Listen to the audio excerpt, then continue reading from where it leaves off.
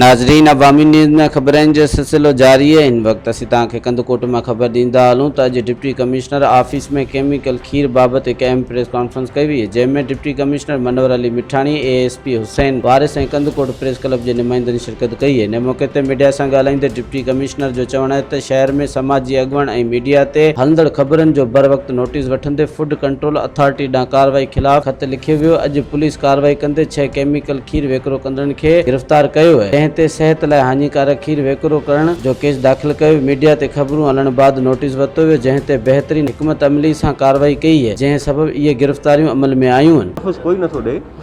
अलहमदिल्ला असांजी टीम या SSP साहब असां सभु हिकिड़े पेज ते आहियूं त भई जेको बि इहो ग़लति कमु थिए थो उन जे ख़िलाफ़ु ॾिसो न, हे जेको असां एक्शन कयो आहे इहो इन ॻाल्हि जो सबूत आहे, हुनखे सपोर्ट का बि न आहे। पर इन में इहो आहे त असां रुगो ॾिसूं था त मेन किरदारु कहिड़ो आहे। सर फुड वारा हिन सां तावन करनि पुलिस सां, पुलिस करे थी ठीकु आहे, पुलिस केतिरी एफआईआर पंहिंजे न असां फुड वारनि जो अहम किरदारु फूड वारनि जो आहे, फरियादी थियनि उहे बि आहिनि। बिल्कुलु फूड वारनि खे असां कॉन्टेक्ट कयो आहे, पर मां तव्हांखे ॿुधायां न फूड वारनि जो एतिरो अञा उन सेटअप जेको आहे डिस्ट्रिक्ट लेवल ते न आयो आहे, हुननि जो सिर्फ़ु आहे डिवीज़न लेवल ते।